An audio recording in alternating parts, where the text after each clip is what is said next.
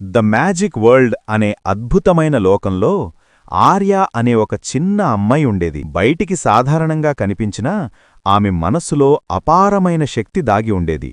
అది మనసులను ప్రభావితం చేసే మైండ్ కంట్రోల్ పవర్. కానీ ఆ శక్తిని ఆమె ఎప్పుడూ నిర్లక్ష్యంగా ఉపయోగించలేదు.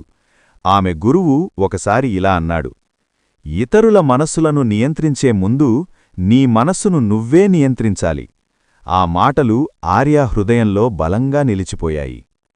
ప్రతిరోజూ ఆర్య ధ్యానం చేసేది. కోపం, భయం, అహంకారంలాంటి భావాలు వచ్చినప్పుడు ఆమె నిశ్శబ్దంగా కూర్చొని లోతుగా శ్వాస తీసుకొని తన మనస్సును శాంతింపజేసేది. తన మనస్సు స్థిరంగా లేకపోతే తన శక్తి ప్రమాదకరంగా మారుతుందని ఆమెకు తెలుసు. అందుకే ముందుగా సెల్ఫ్ కంట్రోల్ నేర్చుకుంది. ఒక రాత్రి ద మ్యాజిక్ వరల్డ్పై చీకటి శక్తి దాడి చేసింది. ఆ చీకటి భయం, ద్వేషం, గందరగోళాన్ని ప్రజల మనస్సుల్లో నింపింది. స్నేహితులు శత్రువులయ్యారు. అందరూ భయంతో ఉనికిపోయారు. అందరూ ఆర్య బలవంతంగా మనస్సులను కంట్రోల్ చేస్తుందని అనుకున్నారు. కాని ఆమె యుద్ధాన్ని ఎంచుకోలేదు.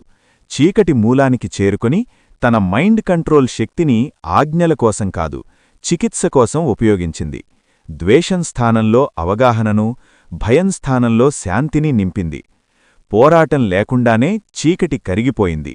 ఆ రోజు ప్రజలు ఒక నిజాన్ని తెలుసుకున్నారు. మనసులను కంట్రోల్ చేయడం కాదు, మనసులను మేల్కొల్పడం నిజమైన శక్తి. అలా ఆర్య ద మ్యాజిక్ వరల్డ్కు నిజమైన రక్షకురాలిగా మారింది.